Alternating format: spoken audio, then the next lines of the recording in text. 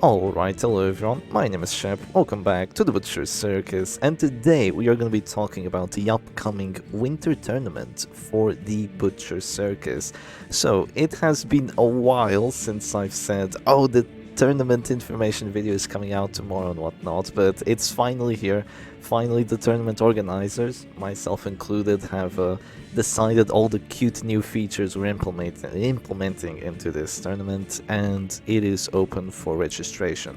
So before I get into all the new fancy little rules and all the new fancy little brackets, let's actually talk about what you need to enter the tournament. So there will be lots and lots of links in the description to this video, but you will essentially need to join the Discord server, that is mandatory, and you will also have to be capable of streaming your own matches, because you will be expected to stream them so we can, watch over them and commentate and make sure competitive integrity is maintained. And you can stream quite easily. Discord has a built-in function, and you also need the Discord to keep up with how everyone is doing, how the tournament is going, so you can stay updated with the organizers and whatnot. So the registrations will be open for about a week from now. We do recommend that you register in the challenge with the same name on the Discord server, or else things get really messy. It has happened before, it has been messy before, so please register with the same name. So in this tournament we're actually going to have qualifying rounds. And what are the qualifying rounds? The tournament's actually going to be way longer than any other tournament we've had. Usually the tournaments were just, let's jam 40 people into a weekend and let's do all of it. Of course we can't stream 40 people on all their matches, because that's just impossible to do in the bracket and losers bracket. But what we're going to be doing is there will be qualification rounds between the players, so there will be a large bracket, and we will be able to coordinate the players for during like 3 weeks. They'll be able to play all the matches out until only 12 remain, which means 8 people in the winners bracket and 4 people in the losers bracket. And by the end of the qualifications, we will then have the weekend, and we will then be able, I will be able to stream every single match, and it will be quite an enjoyable time. And there will no longer be that massive time strain where, the tournament itself just lasts, oh hello Kyokit, where the tournament itself just lasts for like 10 hours on Saturday, and then another 10 hours on Sunday. It would be quite unfortunate, but January 20th and 21st is a weekend, and even if you can't have like this specific day to play, if that weekend was just not gonna work for you, chances are you'll still be able to play, you'll still be able to enjoy yourself, because the qualification rounds will last for 3 weeks, so it will be quite fun. So yeah, in terms of funding this tournament, we have a Ko-Fi, and the tournament prize, or the pool, should be 60 euros, and the prize will go 2/3 to the winner and 1/3 to the runner-up, so the second place opponent. Mostly because if you get to second place in like 30 to 40 people, I feel like you already deserve a prize. We were wondering whether we should give prizes out to other people like 3rd place, 4th place, but honestly that would dilute the value a little bit. So I think if you make it to the grand finals, you've already earned the prize. And not just a monetary prize, but you've earned my respect, and I'm pretty sure the respect of almost everyone else as well. So it would be very much appreciated if you helped us fund this tournament. I've already contributed with 5 euros to this one. There it is, there is justice in this world, and you will also get some fancy rewards for helping us out with the funding as well. So moving on, in terms of joining, you will need to join through the challenge link. You'll be able to do it until December 27th, so please don't forget to do that. If for some reason it comes to December 28th and you're still not in there and you still want to join, maybe someone will leave and then you can take their spot. That does happen sometimes, or maybe when the tournament is starting, that is a possibility, but definitely not on like January, when it's at January 20th, 21st, oh, I still want to join, and then there's only 12 people left. There will not be substitutions like that. That's just not happening.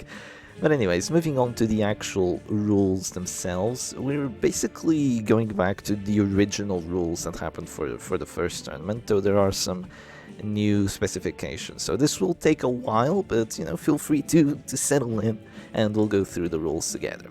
So the matches between the players in each of the brackets, so the winners bracket and the losers bracket, are going to be best of 3. So whoever gets 2 wins first just takes a W. The winners finals and the losers finals will be best of 5, and the grand finals are 1 or 2 best of 5. We mean 1 or 2 best of 5 because for example, this is the winners finals, this is the losers finals, this is also the losers finals. And whoever... Wait, is this the losers finals or semifinals? I think this is the losers finals, this is also another losers finals, but what happens is the person that reaches this spot from the winners finals will not have lost yet, so they will never... Even if they lose here, they still have another opportunity to win, because then the person that was in the winners bracket goes to the losers bracket with the person from the losers bracket, so you will potentially have to win 2 best of 5s against the person that has not lost a single time in the entire tournament. It has happened, and it could very well happen again.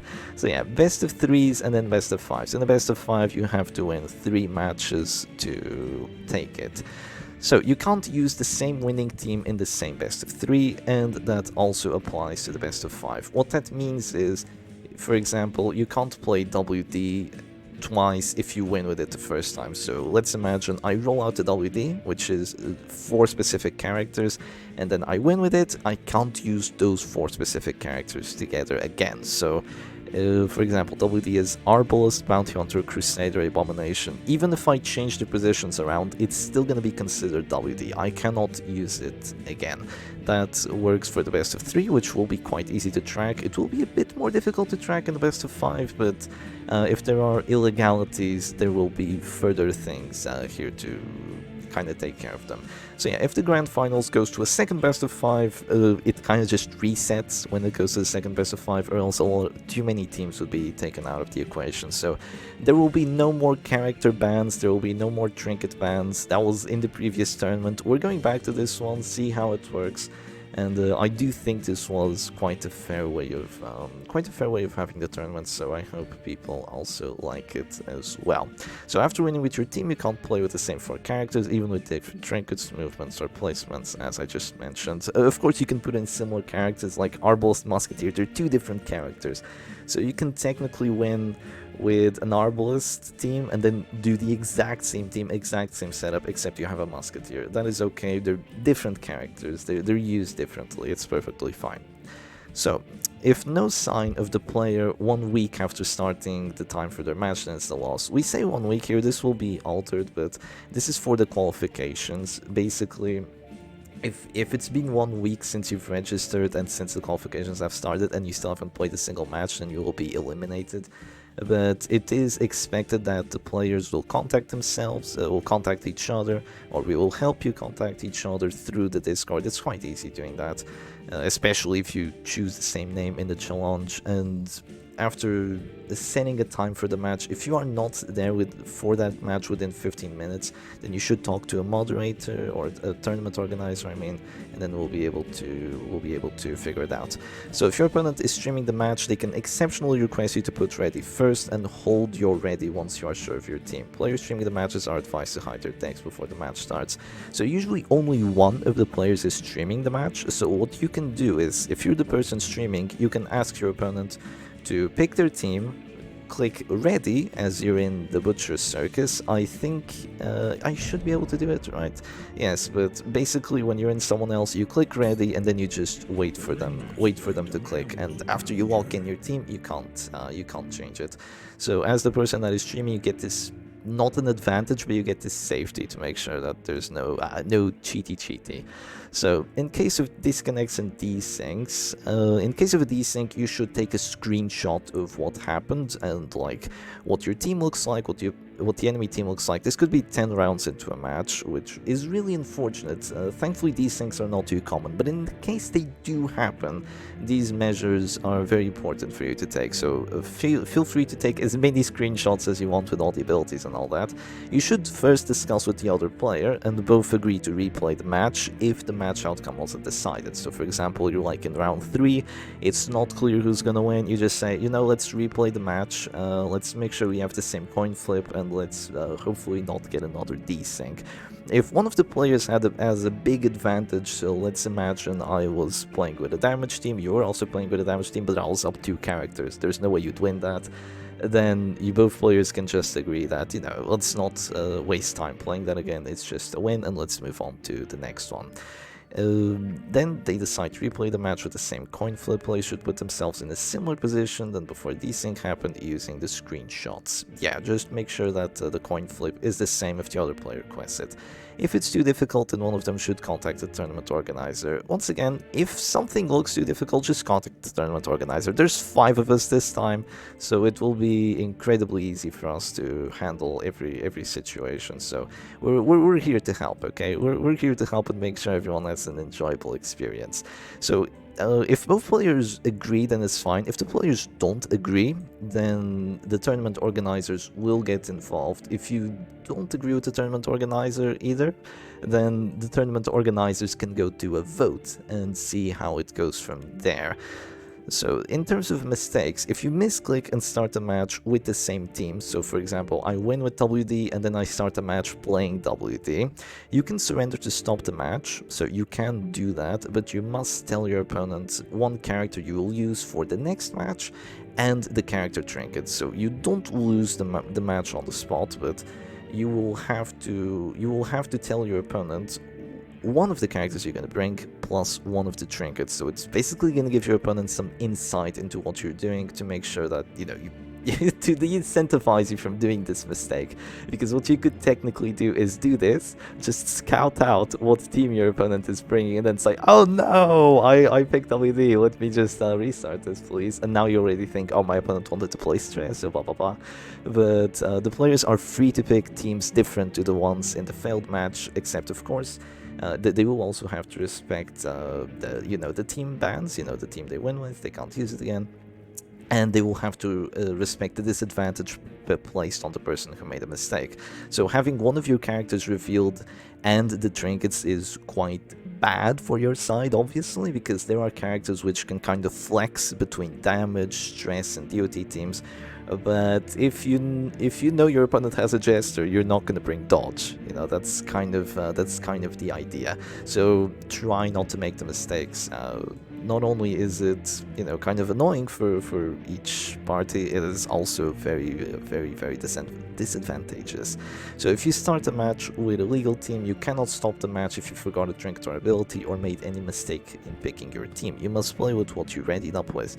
Surrendering to change something will forfeit the match in the situation. So let's say you're playing with a stress team and you forgot Bellow on your man-at-arms. Well, too bad.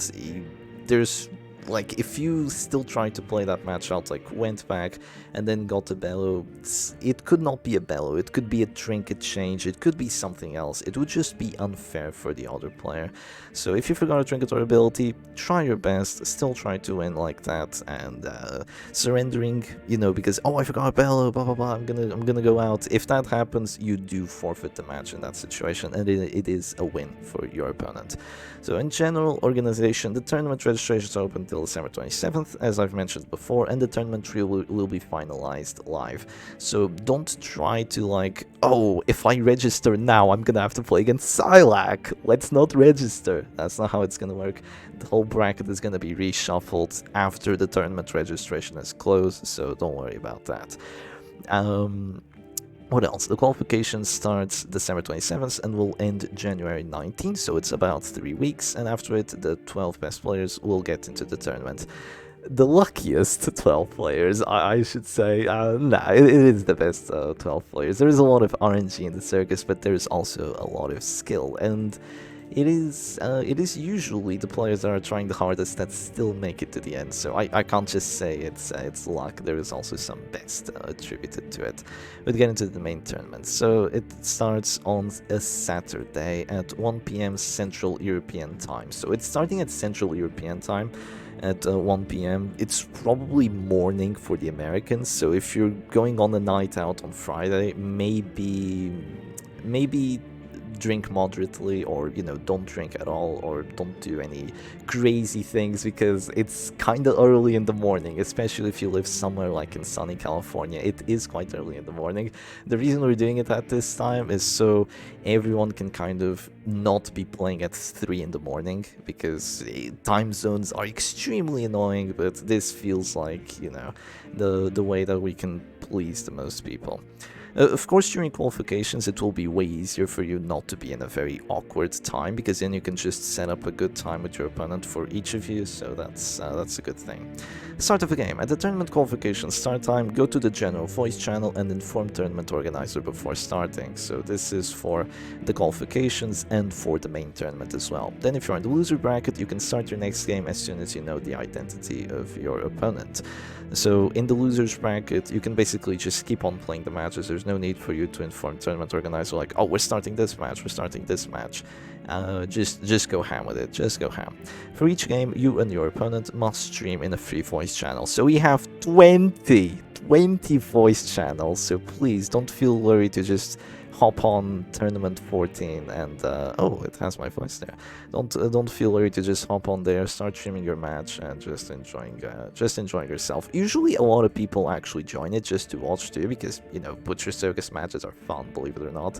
And yeah, that's fun. So in terms of reporting the results, you will need to report the results at the end. We have a channel for it here. It is indeed a cool channel, and the easiest way to do it is to just take a screenshot of the matches that happened and write, you won and the other person lost, and 2-0, for example. You can also write it down, but we prefer screenshots. Images speak louder than words. So yeah, that is basically the information for the tournament. I hope everyone is gonna have a fun time. I hope this video doesn't come out too late.